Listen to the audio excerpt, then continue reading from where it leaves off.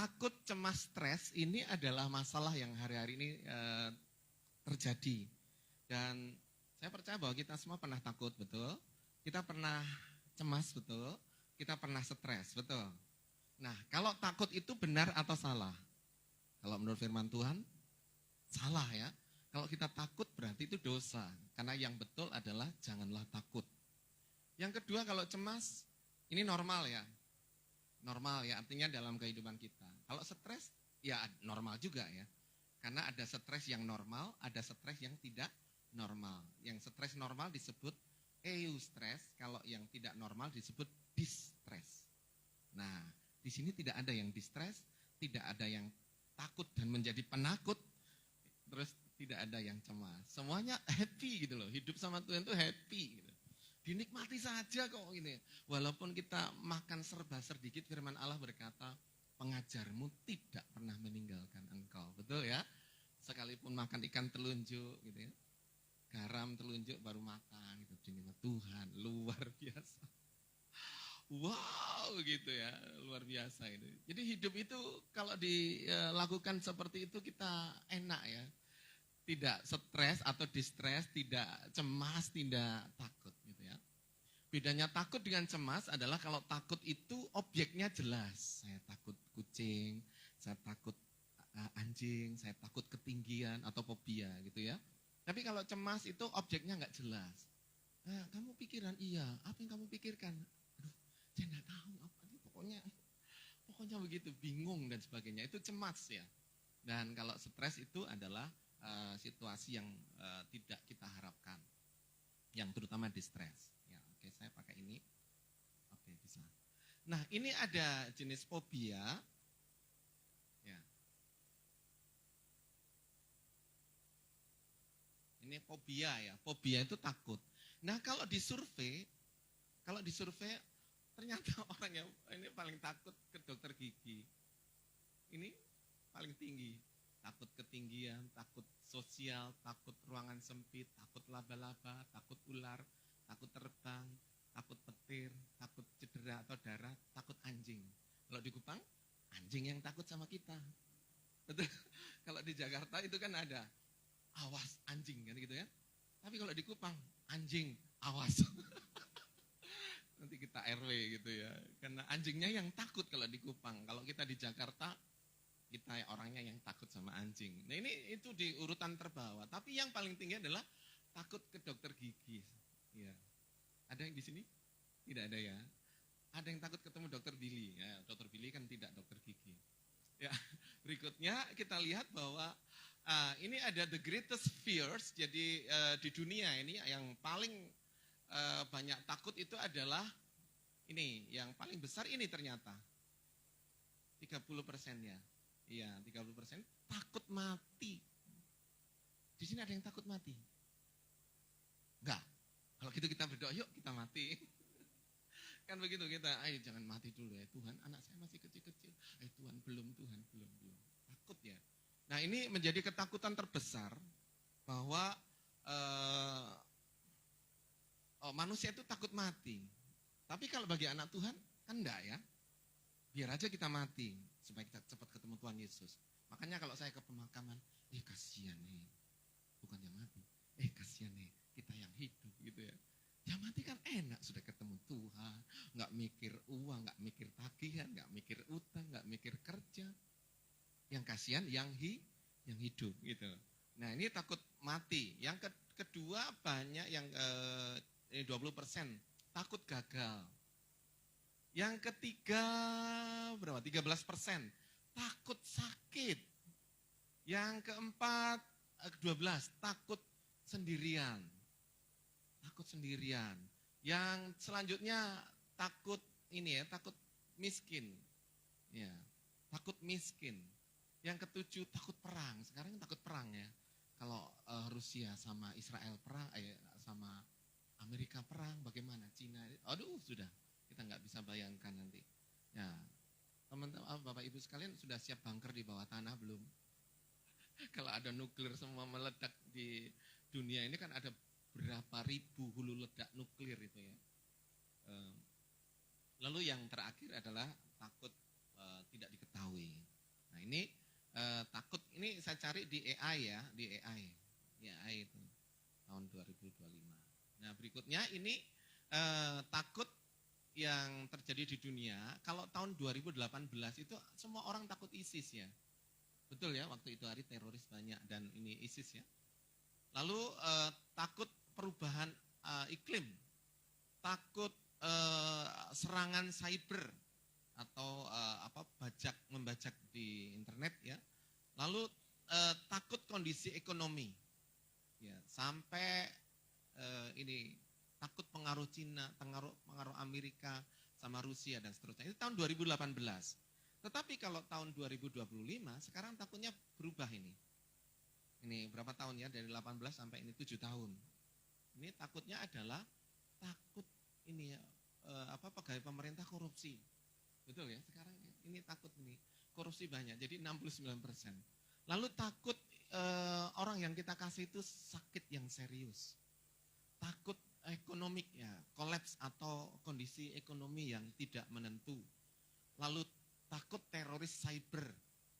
Nah, takut orang yang kita kasih meninggal. Ya, ini takut perang dunia. Ya, sekarang perang dunia ketiga ya. Lalu ada takut karena polusi air ya sekarang. Lalu takut ini tadi Rusia masih takut polusi laut, air dan danau. Lalu ini takut ada pencurian personal data. Kan ini tuh semua pernah kita alami ya. Atau tidak ada? Semoga tidak ada di sini. Ya. Jadi ini ketakutan tahun 2025 beda. Nanti 5 tahun lagi perubahannya akan beda lagi. Ya, masing-masing zaman. Sampai Tuhan datang ya gitu. Lalu ini ada, kalau cemas, ini di tahun 2024 aspek apa saja yang cemas itu adalah karena ini keeping themselves of their family safe. Jadi untuk keamanan keluarga ini. Ya, lalu cemas ya. Cemas untuk keamanan identitas diri. Cemas tentang kesehatannya. Cemas tentang hutang gitu ya, billing ya, pinjol dan terusnya. Cemas karena epidemik opiut atau narkoba ini. Ini cemas karena impact teknologi, lalu cemas karena lingkungan alam. Ini kecemasan yang dialami oleh manusia. Nah, sekarang juga ini ada jumlah kecemasan di negara yang paling cemas itu adalah Amerika ya. Ini tahun 2018. Dilanjutkan dengan Cina, Brasil, dan India, Jerman. Lalu kalau sekarang tahun 2025 yang cemas ini Portugal, Malta, lalu ada Brasil. Kalau Brasil ini tadi di tahun 2018 ada Iran dan Belanda dan seterusnya. Ini negara-negara yang mengalami cemas. Kalau Indonesia itu adalah negara paling santai di dunia katanya sih. Dan paling kepo nomor 1 di dunia. Kepo. Tahu kepo? Kalau di luar negeri ada bom meledak, penduduknya kan sembunyi semua.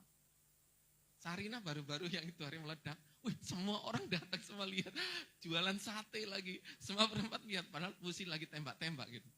Ini kepo banget. Ya, Indonesia berada pada posisi yang ke berapa itu? 2, 3, 4, ya, ke-7 ya.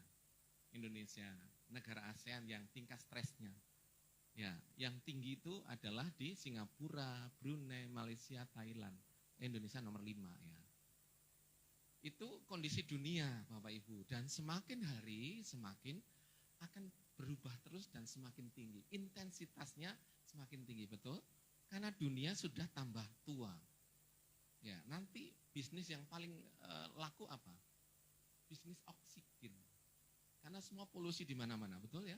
Nanti masing-masing orang sekarang pegang HP. Dulu kan kita pakai puter ngantri di Telkom sampai ini yang zaman-zaman dulu ya, zamannya saya. Nah, sekarang kan semua pegang HP masing-masing kan gitu ya. Nanti semua orang punya tabung oksigen masing-masing. Itu tahun berapa itu ya? Ya karena polusi dan seterusnya itu menyebabkan oksigen menjadi ini. Oke. Nah, di The World Greatest Fear itu ada ketakutan di dunia. Sebenarnya takut itu menurut psikologi itu adalah takut adalah respon yang vital terhadap fisik dan emosi atau respon itu terhadap bahaya fisik dan emosi. Respon terhadap bahaya fisik dan emosi. Nah, salah. Ini gambar berikutnya sih. Ya. Nah, jika kita tidak merasakannya, maka kita tidak dapat melindungi diri kita sendiri dan dari ancaman yang nyata. Maka takut itu adalah respon vital terhadap bahaya fisik dan emosi. Takut itu sebenarnya normal atau tidak normal? Normal ya.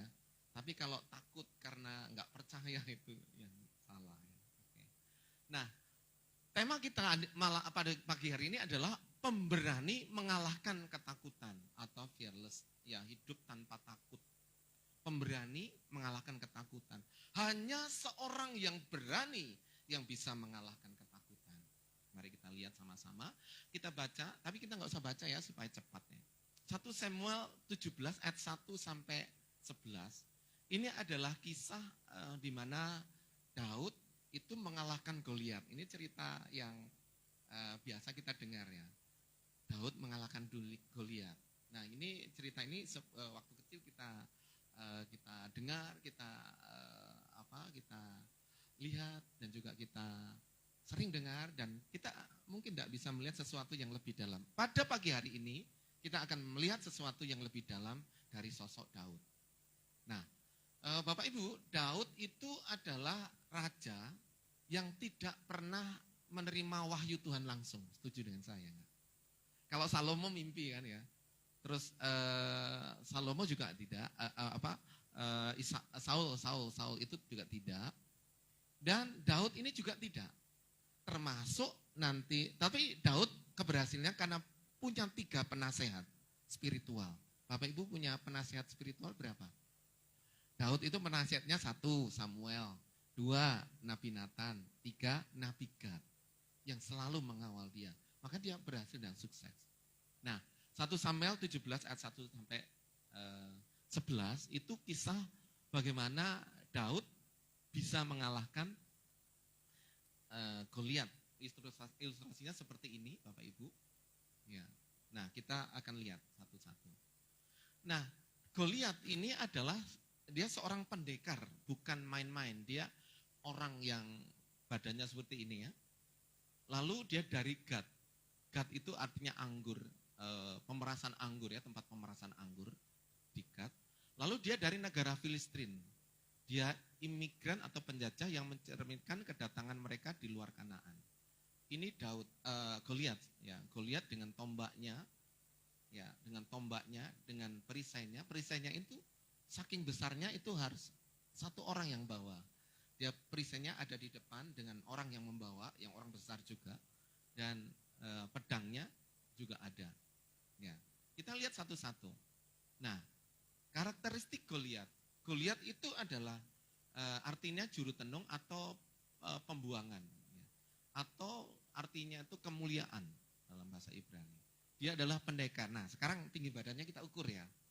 Tinggi badannya dalam Alkitab dikatakan bahwa 6 hasta. 6 hasta itu 2,7 meter. 2,7 meter itu ini berapa tingginya ini? Plafon ini 3 ya. 3 ya. Oke, nanti kita lihat. Nah, dikatakan di situ tingginya dalam Alkitab 6 hasta sejengkal. Jadi 6 hasta itu 2,7 meter ditambah sejengkal ditambah 25 cm. Maka tingginya adalah 295 cm atau 2,95 meter. Atau sama dengan ini, hampir 3 meter kan? Coba kita bayangkan orangnya setinggi ini sampai atap ini. Gimana ini Daud bisa hadapi orang seperti itu? Dan dikatakan sini, kalau kita hitung ya tingginya ketemu, maka berat badan idealnya harusnya berapa? Berat badan idealnya ketemunya 175 kilo. 175 kilo besar kan tidak ya? Dan kalau dia ini ideal, tapi karena dia seorang pendekar, dia ditambah 10%, maka beratnya adalah 193 kilo. Hampir 200 kilo. Nah, siapa yang bisa lawan orang yang gede seperti itu? tingginya hampir 3 meter, beratnya 193, hampir 200 kilo. Ini berat itu ya. Tidak ada yang bisa mengalahkan dia. Ya. Nah itu beratnya dan tingginya. Sekarang perlengkapan senjatanya itu ketopongnya tidak ditulis ya di Alkitab ya. Tapi saya perkirakan kalau orang segede itu, ya ketopongnya saya perkirakan ini kurang lebih 20 kilo gitu ya. Lalu baju sirahnya itu di Alkitab ditulis 5.000 sikal. Itu 57 kilo. Beras 50 kilo, 1 karung itu bajunya saja. Waduh saya nggak bisa angkat itu ya. Baju sirahnya 5.000 sikal. Lalu penutup kakinya itu juga tidak dijelaskan berapa. Kalau orang seberat itu saya perkirakan 50 kilo. Ya. Lalu mata tombaknya itu dikatakan 600 sikal. 6,9 kilo atau 7 kilo. Tombak 7 kilo itu berat nggak? Kita nggak bisa lempar itu ya. Lalu dikatakan lembingnya tidak diterangkan, tapi saya perkirakan 20. Pedang juga tidak diterangkan di Alkitab. Saya perkirakan 10, lalu perisainya beratnya 20 kilo, karena orang yang bawa. Dia tidak bawa sendiri, tapi satu orang khusus bawa tameng atau beratnya. Sehingga saya perkirakan bahwa berat perlengkapan perangnya 390 kilo. Nah 390 kilo ini beras berapa karung ya? 56, 7, hampir 8 karung. Nah, maka total berat Goliat dan perlengkapan perangnya itu adalah sekitar 500 kilo. Setengah ton. Orang berdiri di depan kita setengah ton. Mau berkelahi dengan kita. Waduh. Apa jadinya ini? Ya. Tapi sebaliknya ya, kita kondisi Daud ini. Daud itu artinya adalah orang yang dikasihi atau beloved. Ya. Ini ada yang nama Daud di sini ya, David. Dia anak bungsu itu enggak ada masuk hitungan ya kan. Waktu mau diurapi juga, ini bungsu itu, dia kerja di sana, dia cuci piring di sana, dia ke pasar atau apa, dia menggembalakan domba. Lalu dia gembala, dia pemain kecapi. Lalu dia pengusir setan, Saul kerasukan setan, dia main kecapi, setannya pergi. Lalu dia pembawa senjata, waktu itu disuruh bawa senjata. Tinggi badan, rata-rata orang Timur Tengah, ini saya searching, itu 165. Ya. Nah kalau 165 beratnya idealnya 64. Atau 170 lah, itu rata-rata di orang yang normal di sana. Daud setinggi itu. Nah senjatanya Daud apa? Senjatanya Daud itu adalah tongkat ya, umban, terus ada kantongnya nggak ada di sini ya. Umban, 5 batu kali dan kantong gembala. Yang paling aneh adalah Daud itu sebenarnya bukan untuk perang ya. Betul ya, dalam cerita itu Daud itu disuruh papanya, kirim jelai dan roti kasih kakakmu. Kan ada kakaknya 3 yang jadi tentara, kirim. Gimana kabarnya kakakmu, lihat sana. Padahal dia lagi mengembalakan, besoknya dia berangkat. Dia tidak ada niat untuk perang. Dan Tuhan nggak ada suruh kan. Tapi situasi saat itu 40 hari bangsa Israel itu ditantang sama Goliat. Siapa yang bisa lawan saya? Orang Filistin akan menjadi budakmu. Ya kalau engkau menang. Ini ngomong sama orang Israel. Dan sebaliknya kalau orang Filistin menang, maka engkau akan menjadi budak kami. Selama 40 hari, pagi dan petang, ditantang terus. Tidak ada yang maju. Semuanya keder, takut. Tetapi Daud disuruh papanya. Nah papanya tidak tahu dapat ide dari mana kok suruh pergi ke lihat kakaknya. Maka terjadilah perang nanti dengan Goliat. Padahal kan dia hanya antar makanan. Dan dia selalu bawa ini perlengkapannya ini ya, tongkat dan umbannya. Nah, sekarang kita lihat satu persatu bahwa ketika Daud datang ke sana, ini yang membedakan bahwa Daud itu berbeda dengan yang lain. Nah, inilah adalah rahasia. Karena apa? Karena Goliat itu adalah sesuatu yang menakutkan bagi bangsa Israel. Semua orang gentar, termasuk Saul, tidak berani. Padahal Saul itu posisinya dia lebih tinggi dari semua tentara atau semua orang di Israel. Maka dipilih menjadi raja. Dia lebih besar, tetapi Saul juga tidak berani. Nah, ketika dalam Alkitab dikatakan di sini bahwa ketika Daud itu sampai di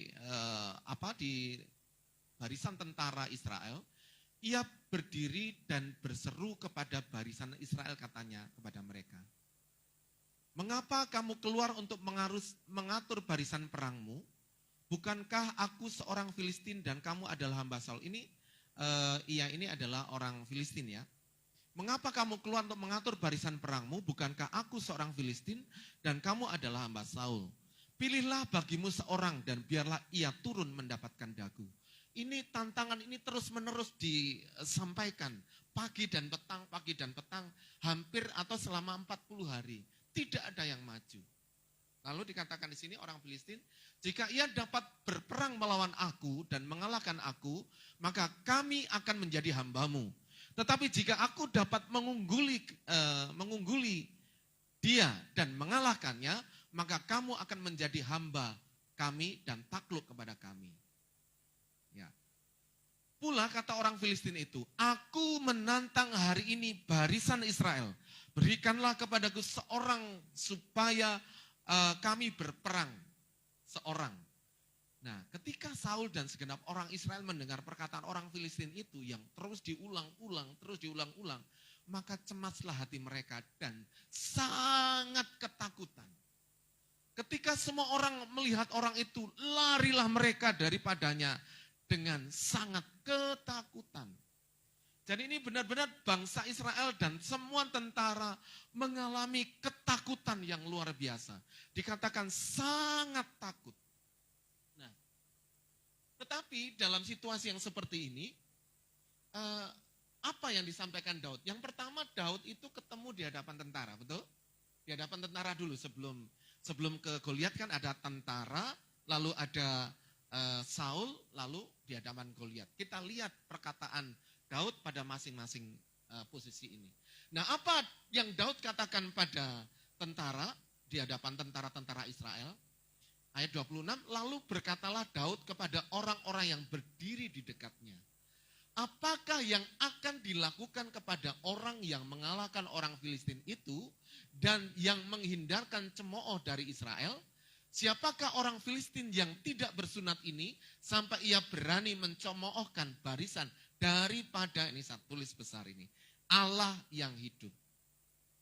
Nah, yang membedakan perkataan Daud dengan orang lain, dia selalu membawa nama Allah. Tetapi di hadapan tentara, Daud hanya menyebut satu kali, Allah yang hidup. Nah, ini yang membedakan Daud dengan mereka. Kenapa demikian? Karena Daud sudah terlatih. Setiap hari dia jaga domba, setiap hari dia menjaga kambingnya, dombanya, dan dia kalahkan singa, dia kalahkan beruang dengan alatnya yang tongkat sama umban itu. Dia sudah dilatih Tuhan sehingga dia berani. Dia kan ini belum tahu ini orangnya seperti apa ya kan? Dia waktu datang itu. Nah, yang berikutnya di hadapan Saul. Perkataan sebelumnya berkata bahwa tetapi Saul berkata kepada Daud, "Tidak mungkin engkau dapat menghadapi orang Filistin itu untuk melawan dia. Sebab engkau masih muda, sedang dia sejak dari masa mudanya telah menjadi prajurit. Bahkan dikatakan pendekar. Bahkan dikatakan dia adalah rajanya perang. Tidak ada yang bisa mengalahkan dia." Ini Saul sampaikan kepada Daud. Tidak mungkin. Ini perkataan-perkataan ini sering kita dengar ya. Perkataan prajurit tadi kepada kita. Perkataan Saul ini ada sesuatu tidak mungkin. Tidak mungkin. Engkau sanggup melawan dia. Tapi apa kata Daud kepada Saul? Berkatalah Daud kepada Saul, "Janganlah seorang menjadi tawar hati karena dia. Hambamu ini akan pergi melawan orang Filistin itu." Lihat, ini perkataan-perkataan yang selalu tidak ada ini ya, negatifnya gitu ya. Ya, orang tawar hati dikatakan, janganlah seorang menjadi tawar hati karena dia, hambamu ini akan pergi melawan orang Filistin itu. Pertanyaannya, apakah Daud tahu kalau nanti dia menang? Enggak tahu. Apakah Sadrak, Mesak, Abednego tahu bahwa nanti kalau sudah dimasukkan dalam perapian, ada yang menyelamatkan, ada yang satu orang datang? Tidak tahu. Apakah Daniel juga tahu ketika dia dimasukkan dalam gua singanya nanti sakit gigi semua, tidak bisa buka mulut, dan apakah Daniel tahu? Tidak. Sama seperti Daud. Daud juga tidak tahu nanti apakah dia menang atau tidak. Kan kita yang mengetahui ceritanya kan Daud akhirnya menang. Tetapi kan Daud sendiri tidak tahu nanti apakah saya menang, apakah saya kalah menghadapi orang Filistin itu. Tetapi dia dengan yakin mengatakan bahwa aku akan pergi melawan orang Filistin itu. Apakah Tuhan berbicara, Daud, lawanlah orang Filistin itu? Kan tidak ada suara seperti itu. Wow. Ya.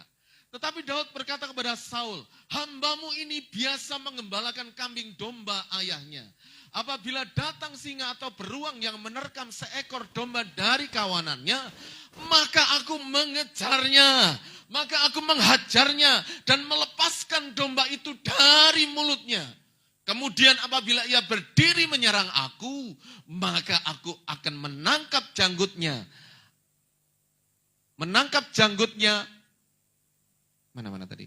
Lalu menghajarnya dan membunuhnya. Dia badannya kecil tapi bisa membunuh singa dan beruang. Baik singa maupun beruang telah dihajar oleh hambamu ini. Dan orang Filistin yang tidak bersunat itu, ia akan sama seperti salah satu dari binatang itu. Karena ia telah mencemooh barisan daripada Allah yang hidup. Berapa kali dia omong Allah? Ini satu kali. Tadi di hadapan tentara satu kali. Di hadapan Saul satu kali. Daud selalu membawa nama Allah. Daud selalu menyertakan Allah dalam hidupnya. Di gembalaannya ketika menghadapi beruang, ketika menghadapi singa, dia bawa nama Allah. Dan juga di hadapan bangsa Israel, ketika mereka menghadapi orang Filistin, juga dikatakan dia membawa nama Allah. Seberapa banyak dari kita yang selalu membawa Allah dalam kehidupan kita. Membawa nama Allah dalam pekerjaan kita. Membawa nama Allah dalam bisnis kita. Seberapa sering kita, kadang-kadang kita lupa bahwa kita punya Allah yang luar biasa. Nah sekarang di hadapan, belum, masih ada lagi. Nah ini ternyata ada 2 kali kata Tuhan. Pula kata Daud, Tuhan yang telah melepaskan aku dari cakar singa dan dari cakar beruang. Dia juga akan melepaskan aku dari tangan orang Filistin itu. 2 kali di hadapan Saul kata Tuhan. 1 kali di hadapan para tentara. Dan apa kata Saul kepada Daud? Pergilah, Tuhan menyertai engkau. Ternyata akhirnya Saul mengizinkan. Tapi dengan catatan, Daud, kamu harus menggunakan baju perang ini. Maka dia pakai baju perang, dia pakai pedang. Akhirnya Daud tidak bisa jalan. Karena berat dan tidak terbiasa. Akhirnya dilepaskan itu perlengkapan-perlengkapan perang. Dia berjalan dengan ini tongkat sama umbannya. Ini Daud ya. Semuanya ini dikalahkan. Nah sekarang 3. Tadi tentara, Saul, dan Goliat. Orang Filistin itu berkata kepada Daud. Ini Goliat tadi berkata, anjingkah aku, maka engkau mendatangi aku. Mungkin suaranya bukan begitu ya. Kalau ini suaranya, anjingkah aku, maka engkau mendatangi aku dengan tongkat. Kan suaranya besar pasti. Orangnya aja gede gitu ya. Lalu demi para allahnya orang Filistin itu mengutuki Daud. Waduh, Daud dikutuki. Apakah kita pernah dikutuki? Enggak. Diludahi? Enggak. Dimaki-maki sering di Kupang ya. Dimaki-maki kita itu pernah ya. Ini Daud juga mengalami dikutuki sama orang Filistin sama Goliat itu. Pula orang Filistin itu berkata kepada Daud, hadapilah aku, maka aku akan memberikan dagingmu kepada burung-burung di udara dan kepada binatang-binatang di padang. Itu suaranya seperti itu ya. Ya, siapa tidak gentar di hadapan ini Goliat seperti itu. Tetapi ingat apa yang dilakukan Daud. Ya. Tetapi Daud berkata kepada orang Filistin itu, engkau mendatangi aku dengan pedang dan tombak dan lembing. Tetapi aku mendatangi engkau dengan nama Tuhan. 1, semesta alam. Allah segala barisan. 2, Israel yang kau tantang itu. Hari ini juga Tuhan akan menyerahkan engkau. 3, ke dalam tanganku dan aku akan mengalahkan engkau dan memenggal kepalamu dari tubuhmu. Hari ini juga aku akan memberikan mayatmu dan mayat tentara orang Filistin kepada burung-burung di udara dan kepada binatang-binatang liar. Supaya seluruh bumi tahu bahwa Israel mempunyai Allah. Berarti ini sudah berapa? 1, 2, 3, 4, 5. Ayat 47, dan supaya segenap jemaah ini tahu, umat Israel tahu bahwa Tuhan menyelamatkan. Berapa tadi? 2, 3, 4, 5, 6. Bukan dengan pedang dan bukan dengan lembing. Sebab di tangan Tuhanlah pertempuran dan ia pun menyerahkan kamu ke dalam tangan kami. Jadi ada berapa kata Tuhan? 1, 2, 3, 4, 5, 6, 7. Semakin digempur oleh kata-kata kutukan, semakin digempur oleh kata-kata makian, dikutuki, lalu dihina, maka semakin keluar kata Tuhan lebih banyak. Kalau kita dihina, dimaki sama orang Kupang, apakah keluar kata Tuhan sampai 7 kali? Mana? Lu belum tahu beta. Waduh ini. Belum tahu beta ini sudah. Makanya flungku bermain sudah. Nah, kalau di Kupang itu kan sering begitu ya. Saking emosinya semuanya, nalarnya ditinggal. Nalarnya ditinggal, ditaruh dulu. Lalu dia, emosi bertengkar toh. Bertengkar, berkelahi, baku pukul. Baru pukul, baru satu berdarah-darah, hidung berdarah, satunya bonyok, sana bonyok sini. Terus apa dilakukan? Damai yuk. Damai yuk. Akhirnya mereka cari sapi, babi, urus adat, damai.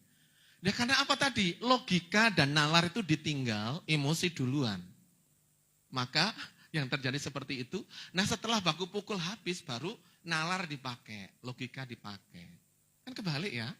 Mestinya dari tadi mestinya nalar dulu dipakai dulu, cari penengah misalkan kalau nggak bisa berdamai, nggak bisa ini, cari penengah baru diurus itu. Nggak jadi bertengkar kan?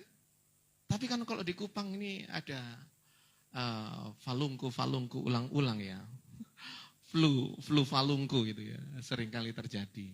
Nah, apakah kita mengalami seperti yang Daud alami? Oh, sering menghadapi tantangan masalah, dihina, dimaki, diapa sama dikutuki sama orang. Tetapi apa yang dibalas sama Daud kepada Goliat adalah kata nama Tuhan, Allah segala barisan, Tuhan akan menyerahkan engkau. Bahwa Israel mempunyai Allah, Tuhan menyelamatkan bukan dengan pedang dan bukan dengan lembing, dan tangan Tuhanlah pertempuran, dalam tangan Tuhanlah pertempuran. Ya, amin Bapak Ibu. Ya, kita lihat lagi. Perkataan Daud dilanjutkan dengan apa yang dilakukan Daud. Seringkali kita tertawa di sini atau tertawa itu terbentur atau macetnya di sini. Ya kan? Orang Kupang atau kita di NTT ini pinternya banyak. Di sini. Tapi pindah ke tangan, kaki itu susah. Betul kan? Teori banyak, apalagi kalau sudah kena air kata-kata itu. Wah, dia lebih pintar dari profesor. Tapi hidupnya juga begitu, tidak sepadan dengan apa yang dipikirannya. Karena banyak ini ya, orang ada, konsepnya banyak, tapi pindah ke tangan dan kaki yang repot. Gitu. Mungkin ini salah didikan atau bagaimana ya. Mungkin didikan di rumah atau didikan di sekolah. Nah, tetapi apa yang dikatakan Daud mulai dari tentara, di hadapan Saul, dan di hadapan Goliat, dia lakukan. Ayat 40, lalu Daud mengambil tongkatnya di tangannya. Dipilihnya dari dasar sungai 5 batu yang licin. Dan ditaruhnya dalam kantong gembala yang dibawanya, yakni tempat batu-batu yang sedang umbannya dipegangnya di tangannya. Demikianlah ia mendekati orang Filistin itu. luar biasa. Ya, tidak sebanding dengan musuh atau lawan kita. Ya, Daud membawa perlengkapan yang seadanya, sederhana, menghadapi Goliat yang perlengkapan perangnya hebat-hebat, lembingnya besar, pedangnya tajam, dan juga perisai dia bawa, ketopong perisai, ketopong dan juga baju perlengkapannya lengkap semua. Tetapi Daud hanya membawa ini. Bapak Ibu, saya kasih tahu ini. Saya tanya, kenapa Daud ambil 5 batu? Pertimbangan Daud, 1 meleset, masih ada 1. 2 meleset, masih ada 1. 3 meleset, masih ada yang keempat. Ya, 4 meleset, masih ada yang kelima. Jadi 5 itu sudah cukup gitu bagi Daud. Tetapi apa yang terjadi? Hanya 1. Bukankah kita sering kali berkata, oh Tuhan saya harus begini. Padahal Tuhan hanya memberikan jalan keluar, solusinya hanya 1 saja. Sederhana. Nah seringkali Tuhan itu kasih solusi itu tidak jauh dari sekitar kita. Apa yang engkau miliki? Berangkat dari situ. Ketika di Kana ada kehabisan anggur, maka Tuhan berkata, apa ini bilang? Apa yang ada di sekitarmu? Oh Tuhan, ada tempayan, tempat cuci kaki dan cuci tangan, sedang kosong. Lalu Tuhan apa bilang? Isi dengan air. Dari apa yang ada? 5.000 orang dengan 5 roti dan 2 ikan. Berangkat dari apa yang ada padamu. Maka anak kecil tunjukkan ada 5 roti dan 2 ikan. Lainnya tidak ada. Bawa itu di hadapan Tuhan dan Tuhan berdoa. Maka 12 bakul sisa, 5.000 orang laki-laki makan, tidak termasuk perempuan. Semuanya makan sampai kenyang. Seringkali Tuhan berangkat dari apa yang engkau miliki. Tuhan tidak pernah berkata apa yang tidak engkau punya. Tapi apa yang engkau punya sekarang. Nah seringkali Tuhan tolong dengan cara demikian. Ya. Jadi dia mengambil 5, yang licin tuh yang bulat ya, yang itu kalau itu presisi. Ya, bicara presisi, Israel sekarang itu kalau perang langsung presisi ya. Itu pelurunya terbang kemana-mana, tapi nembak di satu wilayah kecil gitu. Itu presisi. Nah, Daud juga yang licin, yang bulat itu berkaitan dengan presisi atau tepat sasaran. Semakin bulat, semakin licin itu tepat sasarannya tinggi, presisinya tinggi. Ya, ini yang dilakukan. Lalu apa yang dilakukan Daud? Daud berlari menuju sumbernya. Daud berlari tidak muter-muter dulu, langsung pada menuju Goliat. Ya. Ayat 48 dikatakan ketika orang Filistin itu bergerak maju untuk menemui Daud. Lihat, orang Filistin, Goliat bergerak maju juga. Tetapi maka segeralah Daud berlari ke barisan musuh untuk menemui orang Filistin itu. Jadi dia lebih cepat untuk menyerang daripada diserang.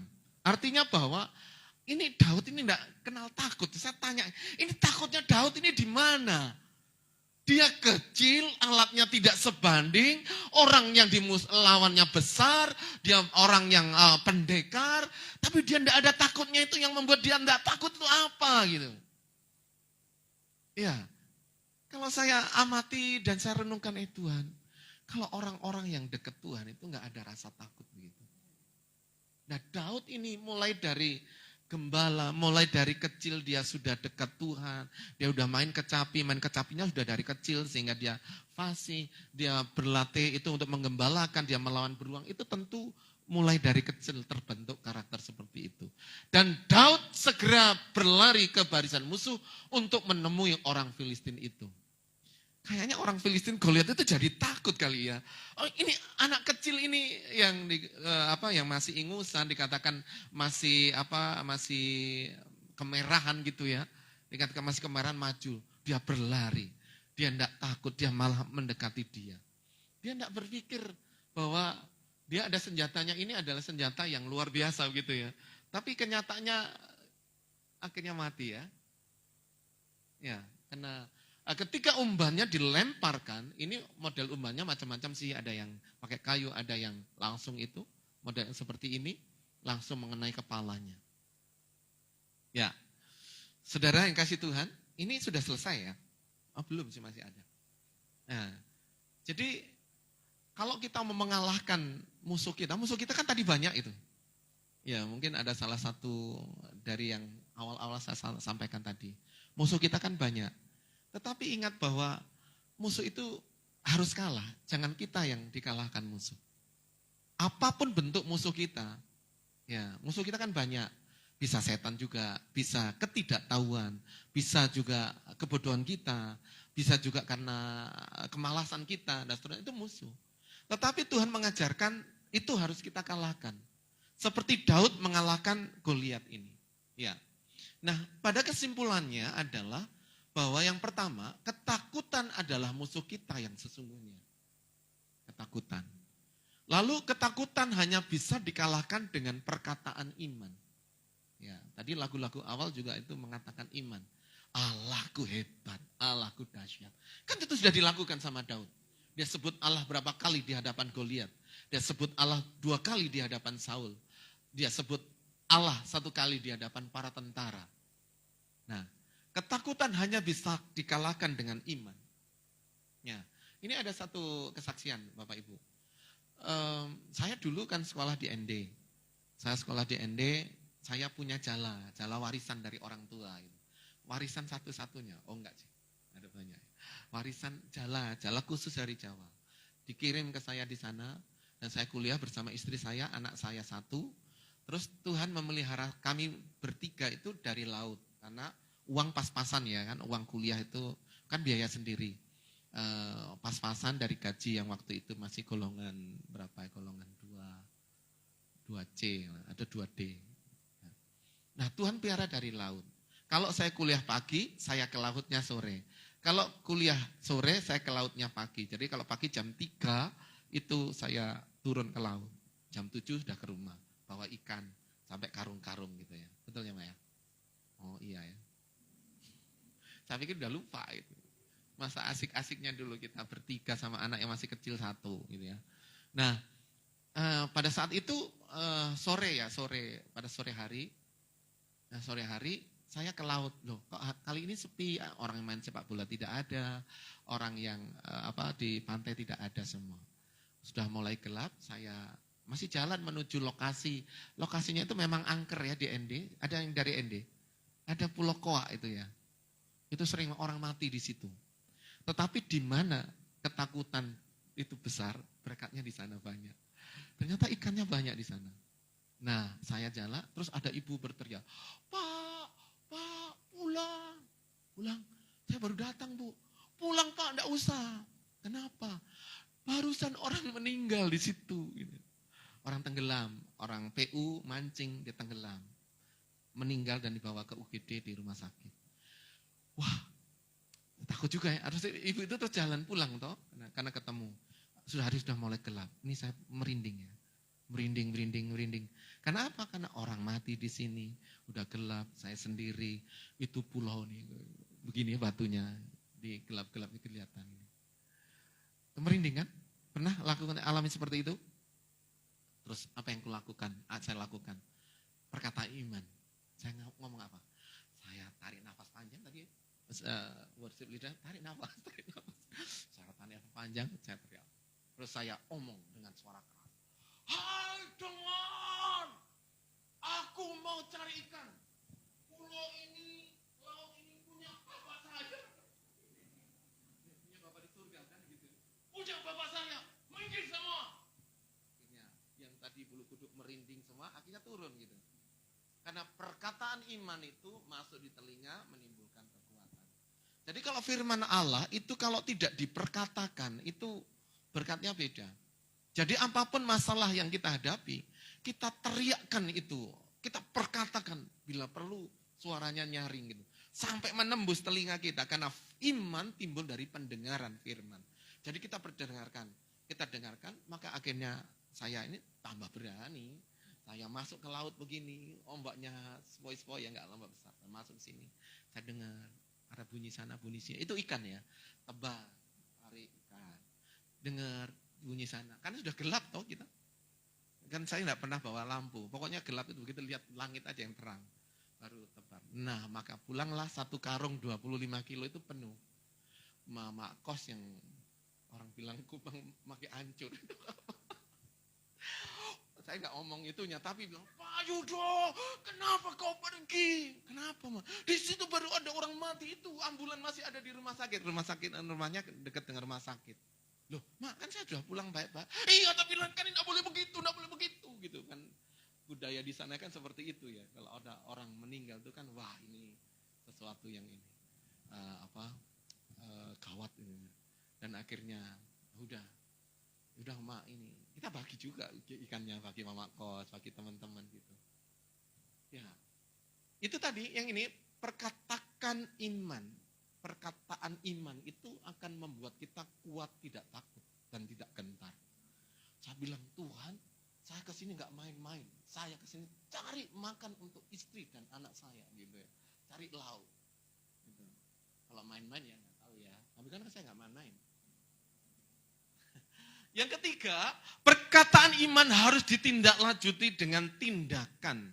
Kalau udah ngomong begitu tetap jalan. Ya, kalau udah ngomong begitu terus akhirnya pulang, kan kosong, nggak dapat apa-apa. Akhirnya berkatnya banyak. Ya, dengan tindakan. Jangan lupa iman tanpa perbuatan itu mati, kosong, bohong. Itu kosong saja itu ya. Dan maka harus ditindaklanjuti dengan tindakan. Lalu yang berikutnya adalah bergerak lebih cepat mendorong keberanian. Jadi kalau saya bilang Daud ini nekat bodoh atau enggak ya? Nekat yang nyata. Ya Daud itu nekat, tapi juga dia tahu perbekalannya ada, senjatanya ada, ini ada. Tapi dia gak bodoh-bodoh kan gitu ya. Tapi dia sudah ada persiapan juga gitu loh. Jadi Daud itu bergerak lebih cepat daripada Goliat. Inilah yang membuat dorongan keberanian itu semakin besar. Dan yang terakhir, orang yang mengalahkan ketakutannya maka akan menang terhadap masalah yang sesungguhnya. Jadi Bapak Ibu kalau rasa takut disyukuri dan diatasi. Jadi kita kan overcomer atau orang-orang yang mengatasi masalah. Ya, saya cerita di surga itu sebenarnya ada 3 yang akan kita lakukan ya, betul di kitab Wahyu. 1, nanti kita makan sehidangan dengan raja, betul? Makan sehidangan. Wih, berarti orang-orang yang suka makan ya yang masuk surga. Enggak. Makan sehidangan karena di surga enggak ada sei, enggak ada itu makanan nasi kuning bose, enggak ada. Yang ada makan sehidangan itu makan firman. Jadi makan firman, merenungkan firman Tuhan, itu makanan di surga. Lah bagaimana kita makan di surga, makan firman? Di dunia aja nggak pernah. Halo? Di dunia aja merenungkan firman, jarang-jarang, kadang 1 bulan sekali, 1 tahun sekali, atau bagaimana? Pasti itu tempatnya tidak di surga, karena di surga nanti itu kita makan sehidangan dengan raja. Makan firman. Yang kedua, kita di sana nanti adalah memuji, menyembah. Nah kalau di sana dikatakan di Alkitab bahwa kitab Wahyu pujian, penyembahan itu seperti desau air bah. Nah desau air bah itu kan lahir dari suara-suara di surga. Nah bagaimana kita nyanyi di gereja aja suara enggak keluar. Terus tepuk tangannya bunyi aja tidak gitu. Terus menyembahnya enggak menyembah, pasif gitu. Itu enggak ada di surga. Orang-orang seperti itu enggak ada. Karena di surga itu memuji, menyembah itu hari-hari. Lalu yang ketiga adalah memerintah. Menjadi hakim atas suku-suku Israel. Nah hakim itu tugasnya menyelesaikan masalah.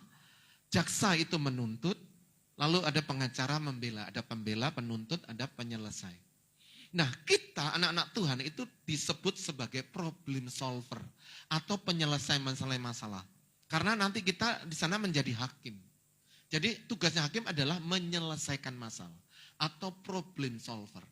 Tapi yang ada di Kupang adalah problem maker.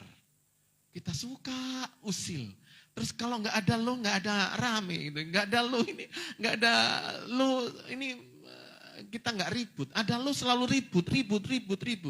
Karena apa? Troublemaker. Nah di surga itu orang-orang seperti itu nggak ada. Jadi kalau ada masalah, ayo diselesaikan gitu ya. Jangan kita mau menang sendiri, berantem dan sebagainya. Itu adalah troublemaker. Jadi 3 hal itu maka kita harus latih sekarang.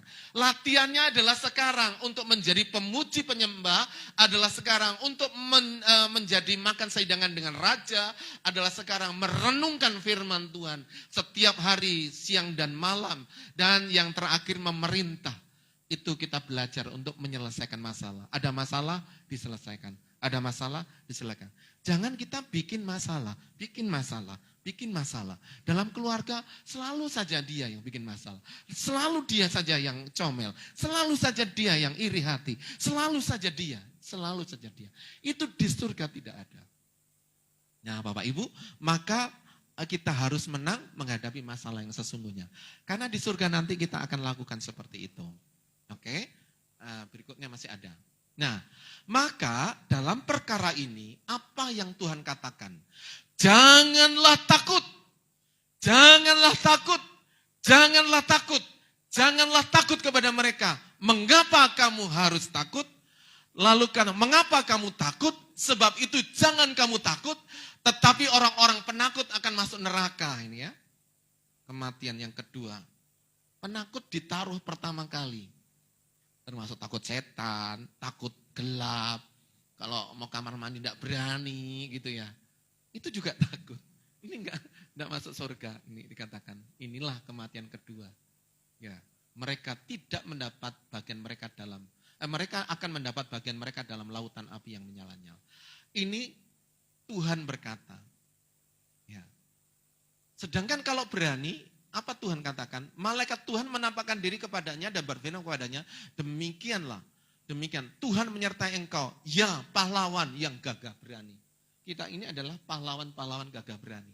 Ini Tuhan berkata, sekarang mau ikut Tuhan atau tidak? Kalau mau ikut Tuhan maka lakukan ini. Jangan takut. Janganlah takut kepada mereka. Mengapa kamu harus takut? Mengapa kamu takut? Sebab itu janganlah takut dan janganlah jadi penakut. Tuhan berkata, maka respon kita adalah, aku tidak takut kepada puluhan ribu orang. Aku tidak takut bahaya. Kepada siapakah aku harus takut?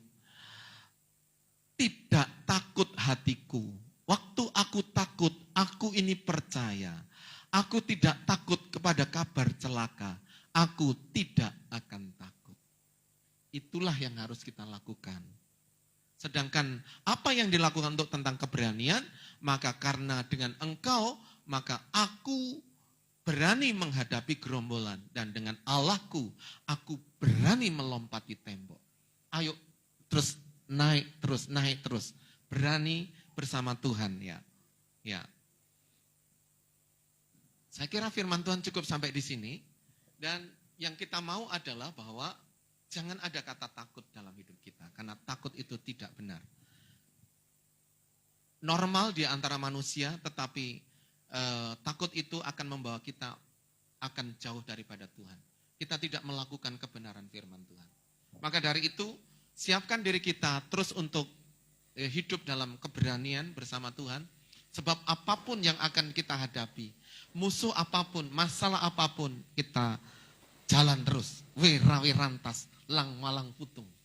Maju terus, bergerak terus bersama Tuhan. Bersama Tuhan aku lakukan perbuatan-perbuatan gagah perkasa. Praktekkan itu di dalam rumah, praktekkan itu di dalam kantor, pekerjaan, di bisnis usaha kita, dan bahkan pelayanan tempat ini. Kita percaya bahwa tempat ini akan terus menjadi besar. Dari tempat ini akan lahir orang-orang yang luar biasa. Pemain drum yang luar biasa. Tuhan akan pakai dari tempat-tempat yang kecil di sini. Dan Tuhan berkata, apa yang kau miliki, serahkan padaku, maka jadi. Satu kesaksian lagi ya, saya tutup. Apa yang engkau punya, apa yang kau miliki. Satu kali saya itu tugas di TTU, di desa. Dan saya suka melayani di gereja, itu jaraknya sekitar 30 kilo ya. 25 sampai 30 kilo dari tempat saya tugas. Tiap hari Sabtu saya harus ke kota untuk pelayanan di gereja dan juga anak sekolah minggu. Satu kali ada hujan deras, kendaraan hanya satu yang masuk di kampung itu. Dan dari hujan deras itu pagi saya tunggu-tunggu tidak ada. Saya sudah siap untuk ke Keva atau ke kota. Ini di Keva di TTU. Lalu ada sudah hujan deras lagi, tidak ada sampai jam 4, tidak ada kendaraan. Sampai jam 5 tidak ada kendaraan. Oh Tuhan, kalau ada mobil tiba-tiba muncul, saya numpang. Oh Tuhan, kalau ada motor tiba-tiba lewat, saya boleh numpang. Tidak ada satupun. Sampai jam 6 malam sudah mulai gelap. Terus Tuhan berkata, apa yang kau punya? Loh, kendaraan tidak ada Tuhan. Sepeda tidak ada Tuhan. Kuda tidak, di sana juga kuda. Kuda tidak punya Tuhan. Terus Tuhan tanya lagi, apa yang kau miliki? Tuhan bilang apa? Kita jawab apa? Ternyata iya Tuhan, saya masih ada 2 kaki ini. Oke deh Tuhan, saya mau pakai apa yang aku punya, aku pakai. Aku berdoa dan saya berdoa, di dalam nama Tuhan Yesus, minggir semua ini. Saya mau jalan ini diberkati Tuhan. Kan sudah gelap, saya harus jalan kaki 30 kilo, mulai jam 6. Sampai di Keva itu sudah sekitar jam 1:30 atau jam 1 malam. Nah, dalam perjalanan ini yang repot ini. Jalan langgar 3 kali atau menyeberang 3 sungai, jalan sampai masuk di sini. Jalan. Habis itu yang paling menakutkan adalah ada 3 pohon besar. Ratusan tahun pohon ini. Setiap hari ada banyak orang potong babi di situ untuk persembahan berhala. Saya harus lewat situ. Apa yang terjadi saudara-saudara? Bulu kuduk merinding, berdiri lagi kayak yang di laut tadi. Tapi ini kisahnya ini lebih dulu dari yang laut itu.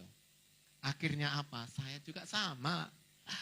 Hai dengar, aku mau lewat. Minggir kau, tidak ada yang bisa menghalang aku. Minggir. Bulu kuduknya lagi. Kadang-kadang mau noleh belakang takut ya. Saya bilang toleh belakang aja, saya tidak ada. Oh enggak ada apa-apa. Kita jalan. Akhirnya lewat saudara-saudara. Aman tuh, enggak ada apa-apa tuh. Ular juga tidak ada, ketemu rombongan sapi-sapi. Ya saya enggak bawa senter juga enggak bawa, pokoknya jalan aja. Sampai di Pastori jam 1. Ketok gitu. Loh, ayo dong, baru datang. Iya, naik apa? Jalan. Enggak percaya, masuk. Ya udah enggak percaya, udah akhirnya masuk, saya tidur. Besok pelayanan. Nah, ini kesaksian. Bagaimana hidup kita Tuhan pakai dari apa yang kita punya. Daud punya ketepil atau punya umban dan 5 batu. Tuhan pakai, cuma pakai berapa? 1. Cuma pakai 1. Tuhan itu tahu bagaimana caranya untuk mengalahkan musuh kita. Yang harus kita lakukan adalah percaya dan perkatakan iman, perkatakan nama Allah, sebut nama Tuhan, jangan takut-takut. Dalam nama Yesus, ya ketika kita hadapi masalah apapun, dalam nama Yesus, pasti selesai. Silakan para pemusik ke depan.